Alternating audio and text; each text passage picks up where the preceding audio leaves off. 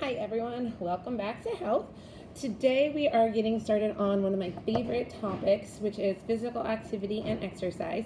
And after this we're going into nutrition, and that's kind of what we're going to finish up this health time with. So two of my absolute favorite things to talk about, so I'm super excited. All right, so let's just get right into it. Here we go.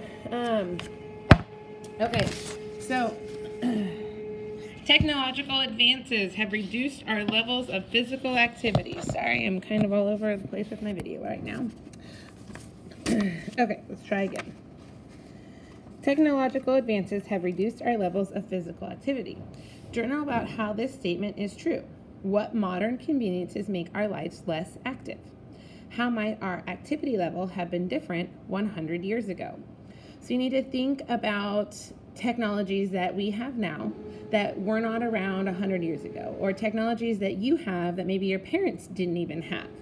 How are people less active now than they were 20 years ago, 50 years ago, 100 years ago? What things do we have that we did not have then?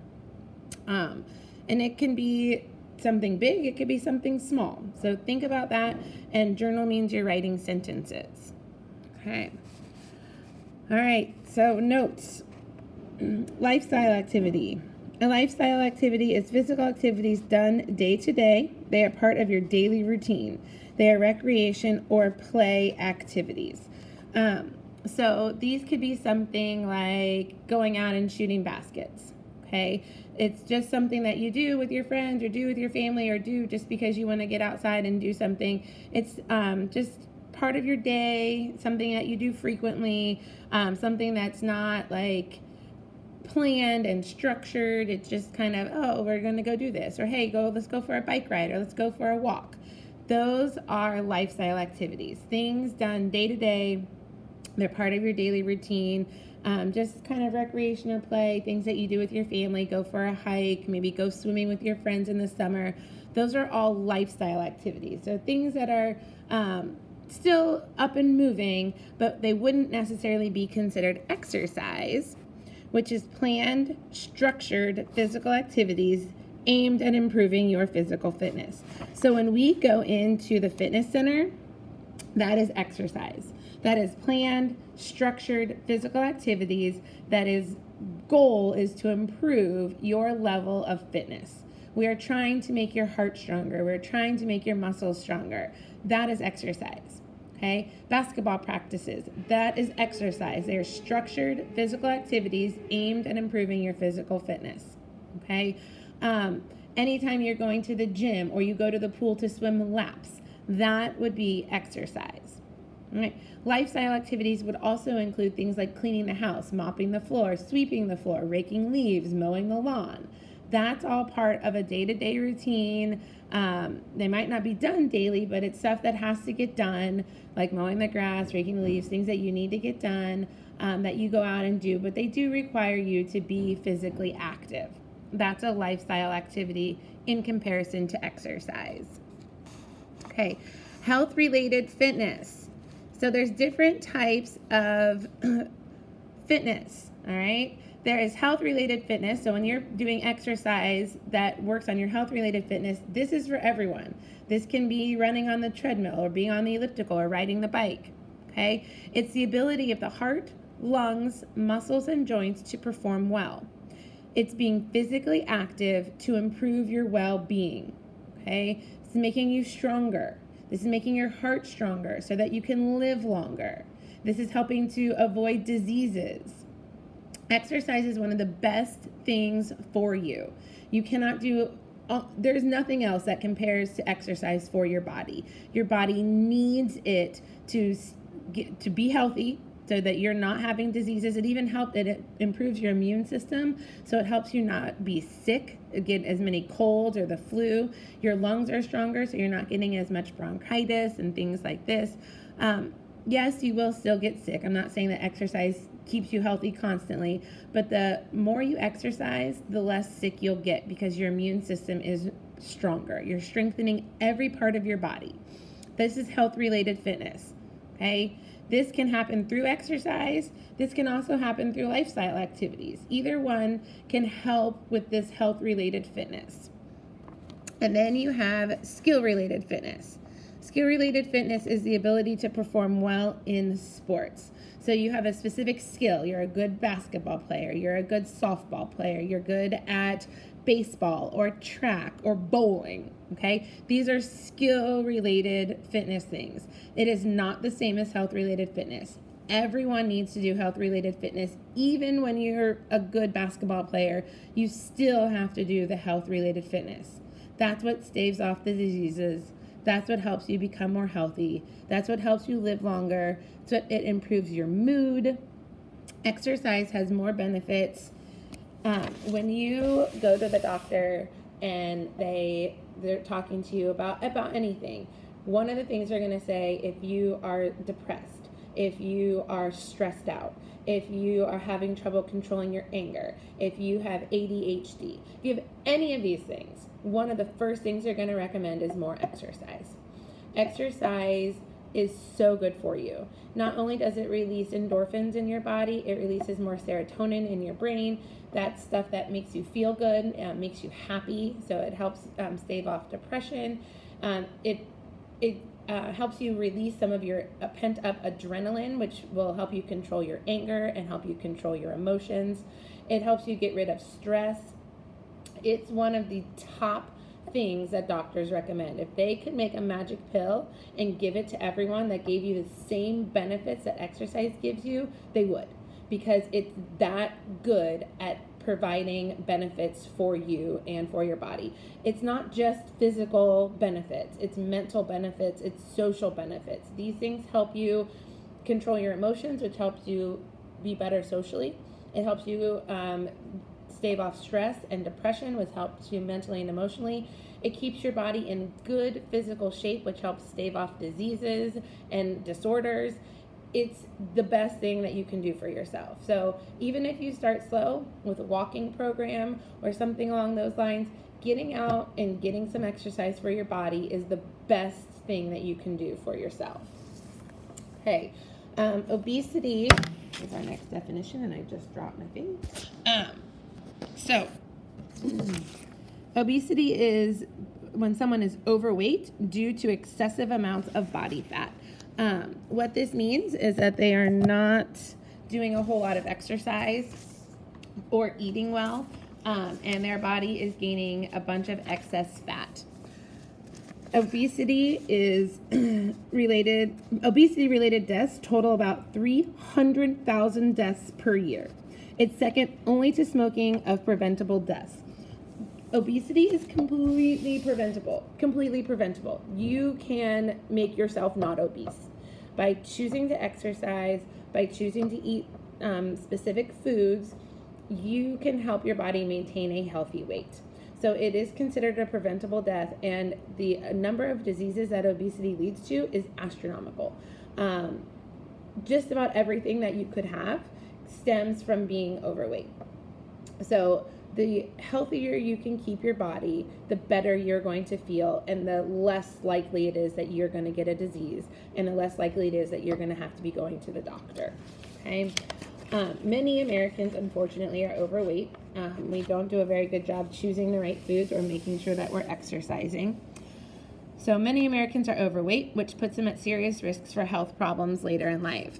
Some of those health problems include diabetes, which is a chronic disease that affects the way your body cells convert food to energy.